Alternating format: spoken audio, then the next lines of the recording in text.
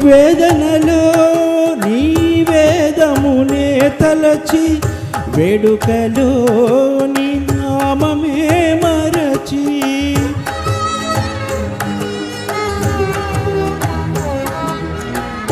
వేదనలో నీ వేదమునే తలచి వేడుకలో నీ నామమే మరచి స్వార్థ చింతనతో స్వామి నిన్ను విడచి స్వార్థ చింతనతో స్వామి నిన్ను విడచి విలపించి తల వంచి అంజలి ఘటించినాము అందరి మనసులలోని